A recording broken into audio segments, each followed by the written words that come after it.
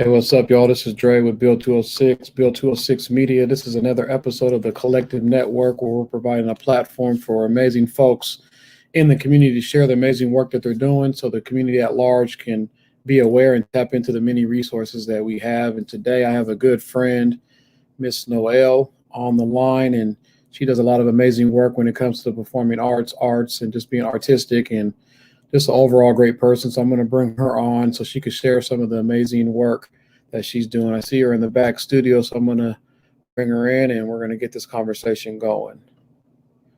Hey, what's up? Hi, Dre. How you doing? I am good. How are you? Good. Perfect. Happy to be in the Build Media studio. It's a good place to be. So thanks for bringing me here. Yeah, we're trying to make some things happen during COVID, man. We, moving things to the next level. So we're happy to. I think when we first started doing the Bill 206 Media, we did your fundraiser, and that was a dope event. So yeah, I mean, honestly, you came in like, whoo! We were about to not be successful if it wasn't for you and what you've provided here. So I really appreciate it. And I would say that you're not trying; you're absolutely doing. So I don't know, that language is a little faulty because you're not trying; you're absolutely doing things in the pandemic. So that's great. That's cool. thank you, and we're happy to support you and your guys' fundraiser. I think it was a dope event. I remember the little hand dance. It was. I don't know all the moves, but yeah, it was dope. Did you participate or were you just behind the like tech? No. Like, not for me. Yeah, I was just behind the tech, but you guys had it popping on the Zoom. It was going down. So, but yeah, let's jump in. Jump in. We've got a few questions to ask you, so folks can get to know who you are, what you're doing, what makes you tick, those types of things. So the first question is a very simple question: is tell folks a little bit about yourself.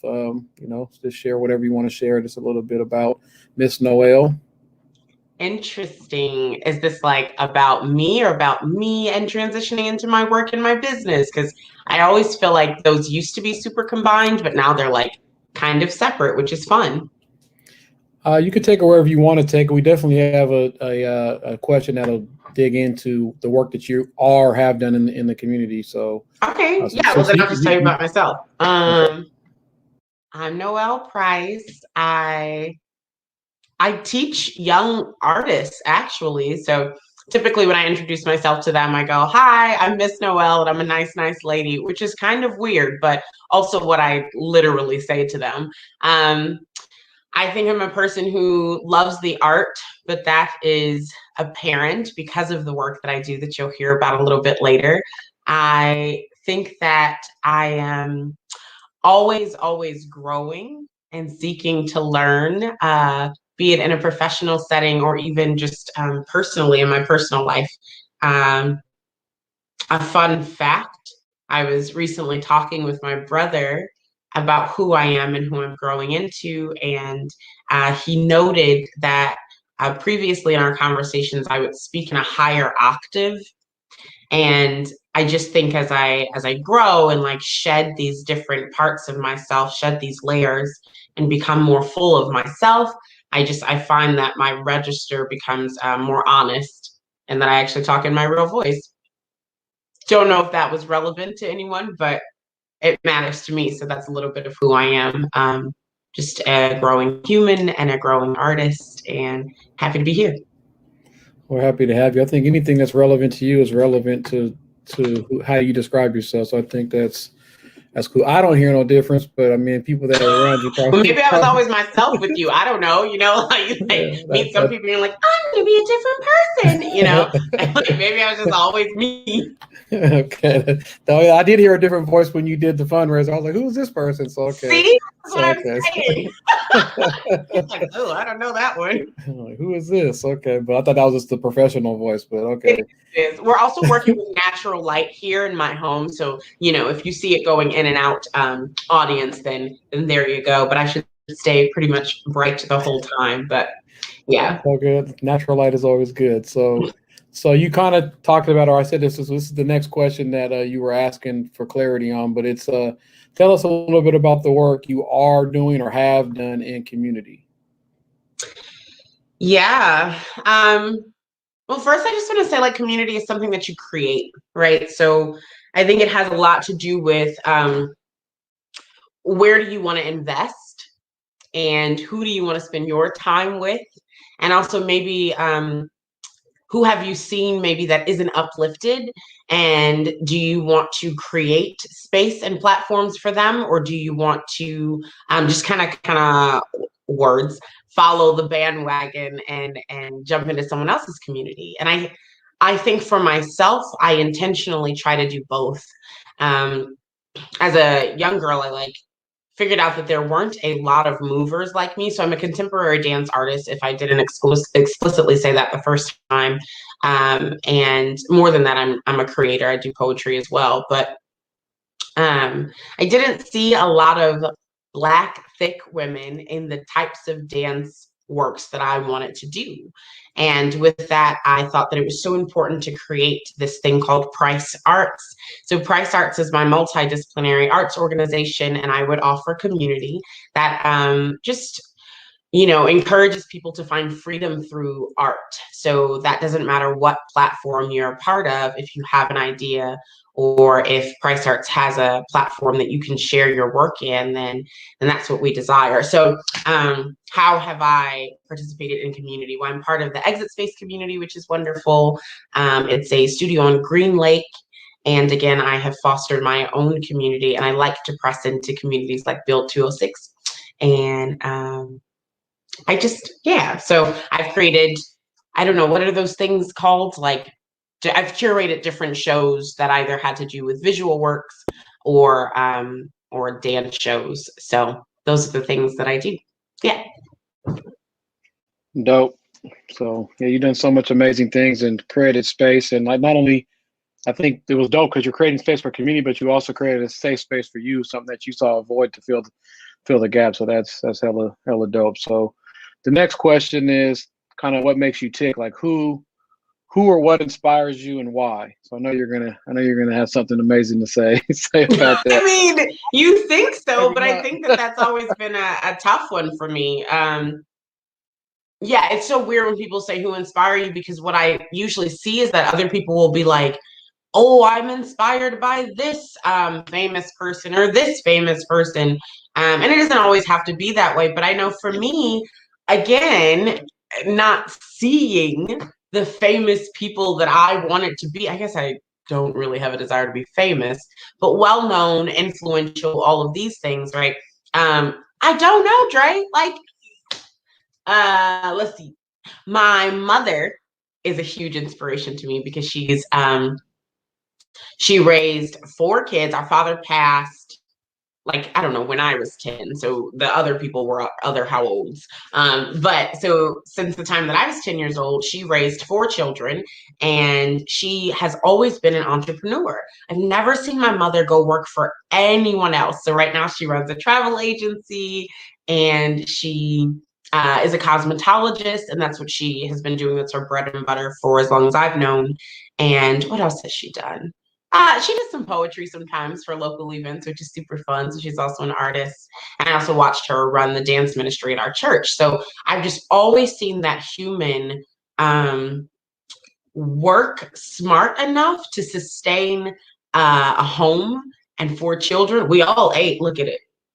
All I'm saying is, didn't go hungry. Okay. So I'm just very inspired by her. There's also Katrina Crawley. Again, I'm from Detroit, Michigan, if I didn't mention that. So back home, Katrina Crawley is a lawyer turned what's that thing called? She runs a health and wellness company for 18 months to 12-year-olds because her daughter was actually born premature. So she had to find ways to strengthen her. So there are just these dynamic women in my life that have always ran their own businesses. And so because I didn't see a role model of a traditional 9-to-5 job, I actually didn't know how to pursue that. So those are the people that inspire me, are my dynamic family members.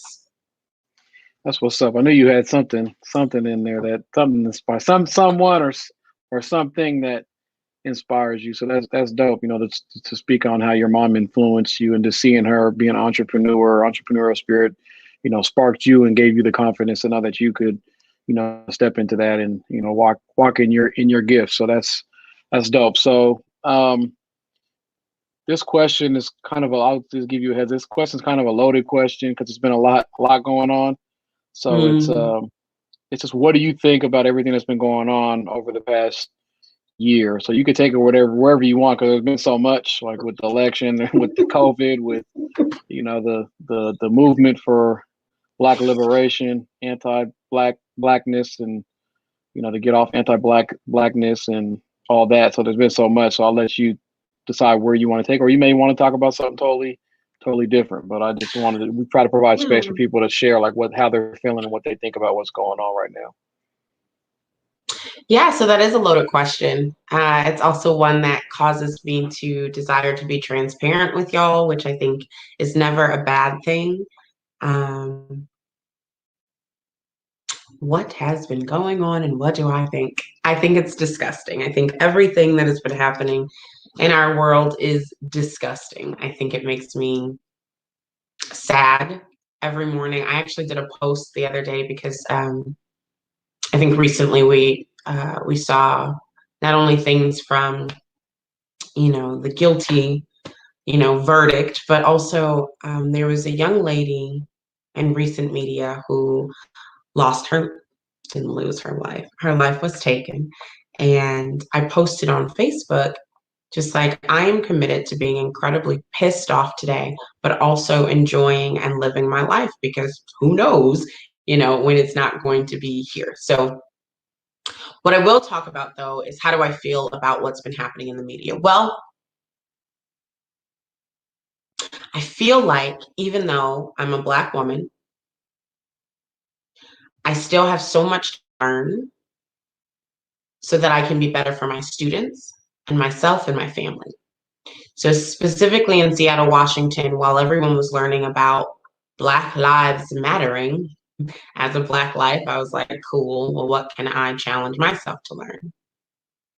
And so I chose to delve into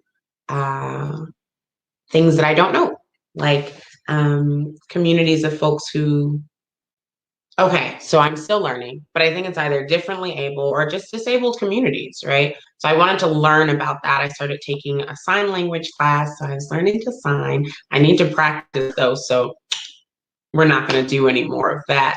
And then additionally, my transgender brothers and sisters, I don't know much about or didn't. And so I intentionally decided to press more into those communities in the same way that white folks were creating allyships with us. I was like, well, what is my job as an ally, as a cisgender woman? I was like, what do I do? So, I mean, I guess what I feel or what I did during these times is I occupied myself with something positive or a way that maybe I was lacking and wanted to strengthen myself. So that is a very vulnerable admittance that I, be struggling and I have things to learn, but it's what I chose to do because I could have sat back right on my like Blackness and been like, I'm Black, I ain't gotta learn nothing, right? I could have, and I just didn't. I made a decision. So that's how I feel. Yeah, and I appreciate you being real, and it's like lifelong learning, right? There's always room to grow, always room to have different perspectives and understand the intersectionality, because as you layer other forms of oppression, disabilities, gender, sexuality, age, when you add those other things that people discriminate against on top of race, it just gets it's harder and harder and harder. So a lot of intersectionality, and when the reality is, a lot of us have a lot more in common than we don't, right? So it's it's an opportunity for us to really look at where we could be in common and where we can work in fellowship and be in allyship to move the needle. And then once people really figure that out, that's when things are really going to change. Until then, it's everybody's kind of siloed doing their own thing, which people working within community and having their own subgroups to work on things isn't necessarily a bad thing, but they can't just stay in that area. They got to be able to have partnerships that are across, different boundaries. So I applaud you for analyzing yourself and saying, hey, these are some areas where I feel like I have some shortcomings or deficiencies or lack of understanding, and I'm going to actually be intentional on going out and trying to grow and improve. And there was no better time than COVID to try to, especially when we were really on lockdown, to try to learn some some new things. And then speaking on the media, how the media portrays us and all that, like that's why opportunities like this, or folks like you and other people that are just changing the narrative and not accepting what going into the what the norm is, and having Black owned media, so we can control the narrative is really important, because otherwise, if they're telling their story, it's their story, not our story. We need to start telling our story and reclaiming our history and all that good stuff, because it's the uprising that happened last year. We've been fighting since we got here. They just don't. That's not in the history books, right? They just don't. Right. They don't I'm want like, this ain't the first Black Lives Matter. What? Okay. Everyone was like, I have no clue. I'm like, you're a liar. That's cool. Well, I mean, if it's been omitted, I think a lot of Black folks knew what's what, but but yeah, I'm happy that, like I said, you dove in and you're continuing to do that and grow, and just know, like, none of us got all the answers, none of us are perfect, and it's if you ain't learning, you're not living. So it's lifelong living. So so I appreciate you being vulnerable and saying, hey, there's some areas that I have some deficiencies in, because we all do this. If we're being real about it, like, we all got areas that we can improve and grow in, and having conversations and spending time, in community and pressing yourself to grow is only going to make yourself in the world a better place. So thank you for that, for taking on that work, and continue to press that out to your networks and folks that are around you. Because I'm sure if you're doing it, people that are around you, you can share that information and knowledge as a leader, and you can, push people, to encourage them to press themselves in the areas that they may feel vulnerable and uncomfortable. And that's really what a lot of this is about, is people just feel uncomfortable having some of these conversations or being real about what's really going on, even though it's right in front of their face, right? Yeah, people have a hard time getting uncomfortable, even if it's just about themselves, right? What makes you uncomfortable about you? And I also have to say thank you so much, Dre. You've always just truly been so encouraging. I think we met when I was still talking in my higher register, because I was much younger when I moved here. And so I have to say thank you, kind of publicly, because, here we are. But it's been such a gift to have your continued support throughout these years. So thank you. Well, I appreciate it. I always kind of tell people, like, if you're around me professionally, personally, in community work or whatever, I'm going to push you to be your best person. And hopefully, same thing, like, people give me feedback to make me improve. That's part of that lifelong learning, right? As long as people are open to that and not saying, oh no, I got everything together. And people that I like that, I'm really not going to be around too long, because I understand it is lifelong learning. So I appreciate it. It's been a joy. I think you're an amazing person, and I think the work that you do, and that's why I think it's an opportunity for us to highlight the work that you're doing. And like I was telling you before, pre-show, we're looking at trying to do a podcast to highlight Black women in business. So I'll definitely be circling back with you and others on that. If any Black women are interested in being a part of that, be sure to email us at build206@gmail.com, and we'll see if we can schedule you to get on to highlight the amazing Black women in our community doing amazing things. So with that, like you said, it was really a lot of anxiety and stress and a lot of stuff going on on top of COVID, on top of a crazy ass election cycle and everything else, right? Not even a crazy election cycle, crazy administration. It's like, it's just been really sad, right? Yeah, it's been sad. And so this has really been like a really trendy thing on social media. It's really trendy just out there in general.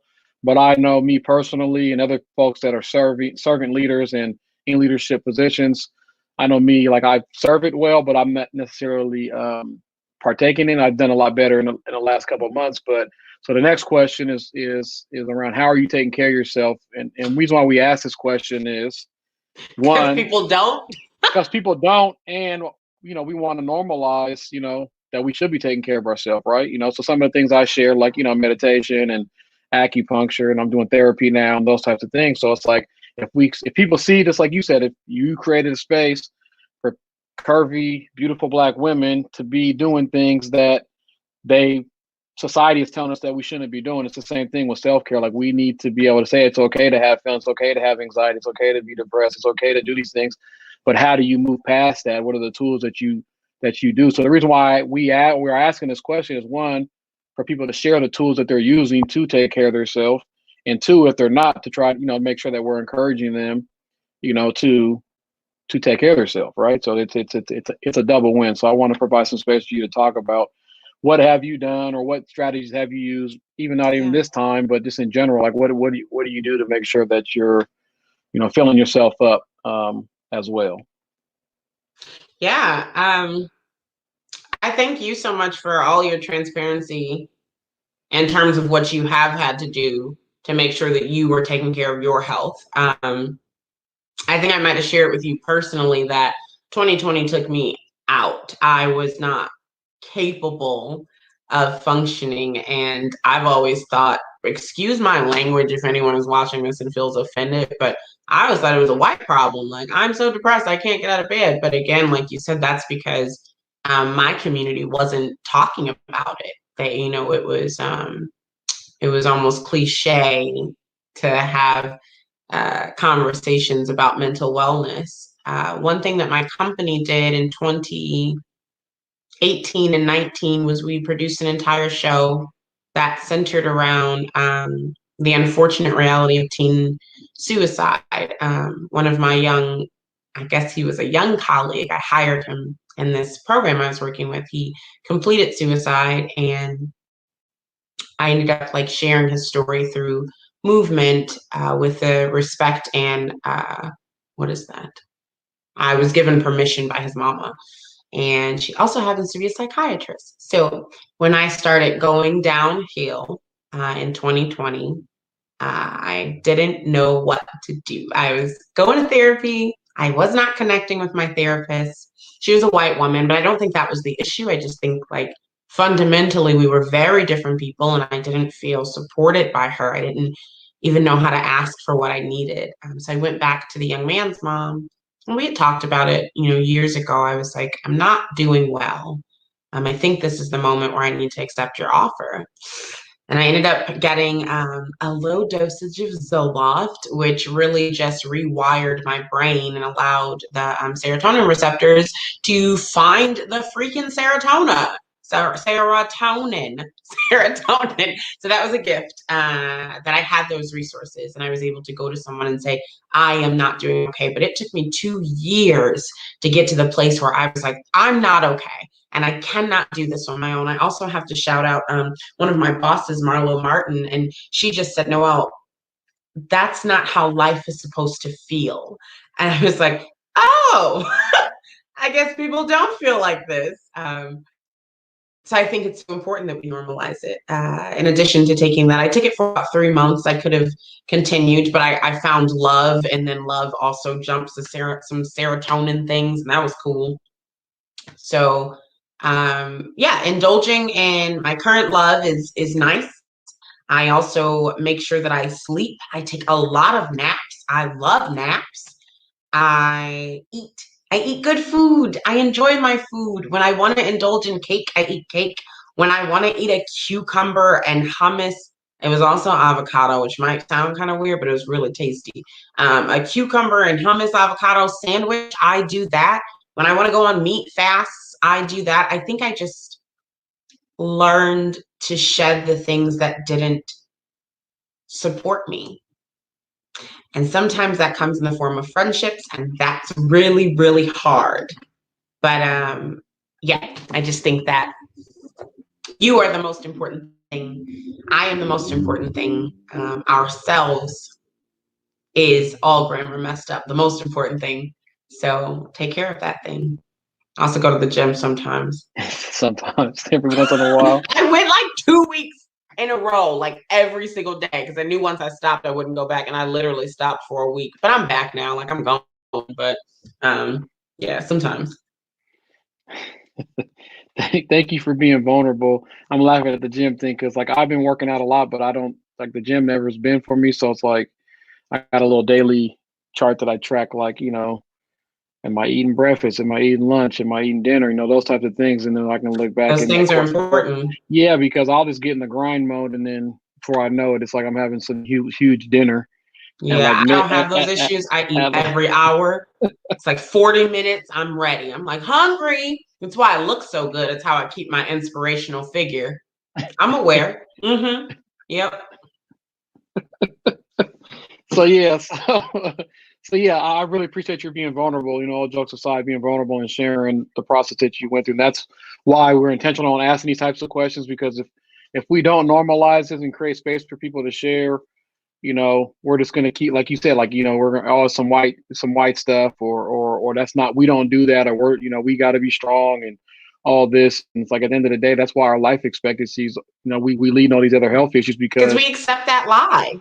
yeah, and we're not taking care of ourselves. So then, or we start self-medicating with other things, right? That, create other health issues and so on and so forth. And Heather, not only health issues, but financial issues. There's a whole bunch of other issues that come with those types of behaviors. But, not knocking none of that. Like we all understand, why people make the decisions that they make, but, we want to try to create space for people to be able to share. So I appreciate you being vulnerable and sharing, some of the trials and tribulations that you went through in 2020. I think 2020 was a hard year for everybody. And it was, and just, I'm a strong believer that everything happens for a reason. So sad to hear about, your colleague and you being able to honor them, and working with the mother. But then it's dope that tragedy happened and connected you back to her in a situation when you needed her, when you were looking for a resource. So it's like if that wouldn't happen, then you may not have had that resource that you needed. So I'm a strong believer, most people that know my story, the reason why I got into community work is I lost my brother. So I wouldn't be sitting here right now interviewing Miss Noelle Price if I didn't lose my brother when I was 22 years old. So that's a tragic situation, but I'm always kind of try to find the bright side of things, but also like things happen for a reason. There's a plan. I'm not really into religion like that, but I feel like there is a greater mission and a gifts. Everybody has their gifts, and there's things that happen that give us opportunities to illuminate and lean into those gifts. So I just wanted to kind of connect the dot on that. I think that was listening to your story. I think that was dope. That like I said, it was a tragic situation, but it connected you to a resource that you were able to tap into years later when you needed it, and you were looking for the resource at places, but they just it wasn't it wasn't it wasn't it wasn't it. It was you were trying to get to LeBron James, and they gave you the Grand Hill drink Sprite. So. Please. Yeah, it was tragic. I mean, all she kept saying was, "I feel like you're having a hard time," and I was like, "I told you I was having a hard time. What do you mean you feel like?" Sorry, we did not connect. This ain't no feelings. This is reality. This is what's happening. I was like, hold on, I don't want to know what you think, what you feel, what you assume. I want to know your professional, I went to school opinion. That's why I came to you, because I'm struggling. You're like, I was so mad, Dre. I was so mad. Well, I'm glad that you got the support that you needed. And like I said, and it was, the relationship, it was probably even better because the relationship you had with that woman that helped you, just for how you honored her son was probably, helpful for her. It's probably healing for her as well. So continue the journey. It's never ending.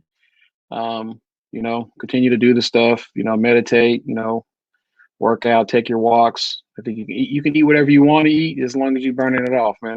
That's what I. I can't burn off as much cake as I like to eat. I like cake. I just like dense chocolate cake. Like I don't know what it is. Like, well, no, because I like confetti cake too. And then I found this other one, and it's called carnival cake. It's good. But seriously, it's basically for my career path. How can I be inspirational if I just all of a sudden popped up, like super stick thin, like nobody wants that. They're like, what? That's not Noelle. That's not the brand. So, Right. Well, that's what's up. So that transitions us into our next question. And it's their next question is, what advice would you give someone looking to get into community work, looking to give back? Because I know part of your mission and vision in your arts is you guys give back and have fundraisers and do different types of things to give to community. So it's not just about the performing arts. It's also how do you guys engage? But I want to provide you this opportunity to kind of, as I know you mentor folks and even your peers or even, folks that are older than you, what advice? And then right now, like 2020, a lot of people got activated, right? A lot of people came out and wanted, be involved. And so it's like, what advice, if you could give people advice, what advice would you give them about getting involved? I guess know your audience, right? So the thing about volunteering is, and like with community work, sometimes it has a lot to do with volunteer, but not always. Like obviously people make money. But let's take that volunteer perspective, right? So you want to get into community work, and that that's going to start by you being a volunteer, okay? please do not go volunteer for something you're not passionate about. Don't volunteer for something you saw someone else volunteered for. So you're like, I don't know, everyone's doing it. And although that sounds like such a like common sense notion, I don't think that it is. I think it's the same with like work, right? Discover what you actually enjoy and then go pursue that, you know, for the money, for no money, it doesn't matter. But I think, you know, we trick ourselves into believing that we can't actually do the things that we want to do, and you can. So whatever you are actually passionate about, um, and go find that community and spend time with that community. Definitely, if you want to do community work, go spend time with the community that you want to influence. It's very hard, and I've tried this, right? It's very hard to try and influence a community you've never spent time with. Going on a tangent that I shouldn't, but that's also why we get so many like you know, white folks who are like, I want this type of community, or I want to influence this type of community, but they're like, they just won't show up. I'm like, well, did you show up? You have to show up. Maybe that's the advice. Show up for the community you want to show up for. Yeah, and passion. Like, you know, they say if you're passionate about something, even if it's work, like you'll never work a day in your life, right? If you love what you do, Which then is true. And I would say the moment it becomes work, reevaluate, right? Is it something in you? Is that season, is that opportunity no longer an opportunity? I'm in a big transition right now, and it's because the opportunities that I had, let's say like 15 to 26, right? Those opportunities are no longer opportunities for me. I've grown through them, and it's so incredible to be like, starting these new ventures and these new things, and also seeing the way that I can invest more into my company PRICEarts and broaden it. So yeah, when it starts to feel like work, just reevaluate, because it's either something fundamentally like off about your mentality, or that's not your opportunity anymore. That's not your blessing anymore. So don't do it. Don't stay. you talked about the 16 to 26. Do you mind sharing with folks your age? Oh, I'm 28. 28 years old. So this brilliance and leadership, you know, and desire is just, you know, black brilliance early. You know what I mean? So I just wanted to share that because I mean you're doing amazing things and there's only room to grow. And as you continue to evolve, so I just wanted people to put that out there because you know age isn't always necessarily the indication of brilliance or seasons or knowledge. So I mean I think you have a lot, and like you said, we all got areas that we can improve and grow in, but I really take my hat off to you for being a young person out here leading and taking steps and being not going into the traditional subsets of where they say we need to go, right, where we need to exist, or playing into the economy, capitalism. And you know I think part of that, like you said, from part of who inspires you, your mom, seeing that entrepreneurial spirit and saying, hey, I can do this, let's make it happen. So hats off to you, for that, and thanks for providing the feedback too of you know about the passion and doing things, and you know not trying to recreate the wheel, and you know getting involved. So I think those are all key good advice for people that want to get involved, you know. Thank you so much. Your, like I said, your encouragement is always like, oh, that's how you see me? Wonderful. Thanks. So I want to provide you an opportunity. It's going to be in the description. It's in the description of the show as well, but we know people take in information differently. So I want to provide you an opportunity to share the best ways for people to get in contact with you and get in contact with the work that you're doing. Yeah, so a few ways. There's always Instagram, which is super fun. My personal is like Noelle.Price7. With PRICEarts, it's PRICEarts underscore. There's also Facebook. Both, I think, are under the same name there.